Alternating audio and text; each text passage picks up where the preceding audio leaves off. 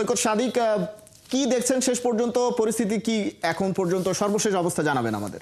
খালিদ জামিল, গত 4 ঘন্টায় এই ঢাকা কলেজের আশেপাশে বিশেষ করে সায়েন্স ল্যাবরেটরির মোড় যে অবস্থান ছিল, যে প্রায় 4 ঘন্টা 7 কলেজের শিক্ষার্থীরা এই এলাকা অবস্থান কর্মসূচি মানে বসে পড়েছিল, বা মূল যে সড়ক তারা সেটা অবস্থান করেছিল, যার কারণে কিন্তু এই 4 ঘন্টা এই এলাকার যে রাস্তা, বিশেষ করে Mirpur road, elephant road, Dhanmondi, green road সহ আশেপাশের পুরো এলাকা কিন্তু এক ধরনের বসে পড়েছিল। মানে সব এলাকার গাড়ি, কোনো গণপরিবহন কিংবা বাস, অটোরিকশা বা কোনো যান চলাচল কিন্তু হয়নি। সবাই কিন্তু এই 4 ঘন্টার রাস্তায় বসেছিল এবং সাধারণ মানুষ তারা কিন্তু কিছুটাই শুরুতেই আন্দাজ করতে পারছে না যে কেন সায়েন্স ল্যাবরেটরি মোড়ে হঠাৎ করে শিক্ষার্থীরা নেমে পড়লো।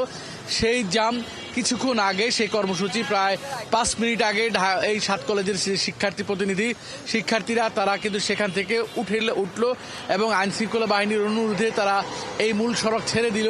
এবং তারা কিছুক্ষণ আগে জানাচ্ছিল যে ঢাকা বিশ্ববিদ্যালয়ের প্রভিসি ডক্টর মামুন হোসেন, যিনি কিনা বিকেলে তাদের সাথে অসদাচরণ করেছেন, তিনি যদি ক্ষমা না চান তাহলে তারা কিন্তু এই রাস্তায় অবস্থান করবে। তারপরেই তারা আবার আইনশৃঙ্খলা বাহিনীর অনুরোধে তারা সড়ক ছেড়েছেন এবং তারা তখন আব্দুর রহমান নামে ঢাকা কলেজের একজন শিক্ষার্থী, তিনি জানিয়েছিলেন যে তারা প্রভিসির বাসার দিকে যাবেন। তো আমরা এই মুহূর্তে ঢাকা কলেজের সামনে আছি। তারা সবাই, যে 150 শিক্ষার্থী যারা রাস্তা কর্মসূচি অবস্থান নিয়েছিল, তারা সবাই ঢাকা কলেজের ভিতরে গিয়েছে। হল থেকে আরও শিক্ষার্থী নিয়ে তারা প্রভিসির বাসার দিকে যাবে, এরকম একটা মেসেজ পেয়েছি।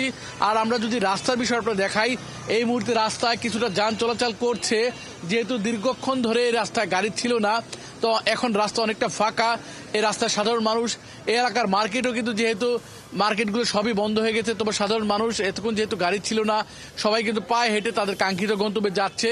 এবং সবাই, এই এলাকার মানুষ, বিশেষ করে যে এলাকার ব্যবসায়ী যারা রয়েছে বা গৃহগুলার এই এলাকাতে আসা যাওয়া করে, তারা কিন্তু একটা কথা বলছে যে কিছুদিন পরে এই সায়েন্স ল্যাবরেটরির মোড়, ঢাকা কলেজ, এই সড়কটা, মিরপুর রুটটা শিক্ষার্থী সহ অন্য যে কোনো দাবিতেই অবস্থান কর্মসূচি পালকের রাস্তা আটকে দেওয়া হয়। এতে করে সাধারণ মানুষ যেমন ভোগান্তিতে পড়ে, এলাকার ব্যবসা বাণিজ্য বেশ ক্ষতি হয়। এবং আজকে যেহেতু কোনো কর্মসূচি পূর্ব ঘোষিত ছিল না, এই জন্য আরও তারা বেশ ভোগান্তিতে পড়ছে। আরেকটা বিষয় আমরা জানাচ্ছিলাম যে এই এলাকায় বেশ কিছু প্রাইভেট হাসপাতাল রয়েছে, গ্রিন রোড, ধানমন্ডি সহ এই এলাকায় যারা রুগীরা বিভিন্ন এলাকা থেকে যারা ডাক্তার দেখাতে আসেন, তাদেরও কিন্তু বেশ ভোগান্তিতে পড়তে হয়েছে, দুর্ভোগে পড়তে হয়েছে।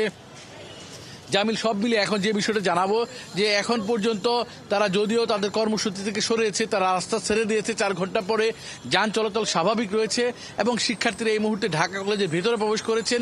এবং তারা যদিও বলেছে তারা ঢাকা বিশ্ববিদ্যালয়ের যে প্রভিসি মামুন, তার বাসা ঘেরাও করবেন, তবে এই মুহূর্তে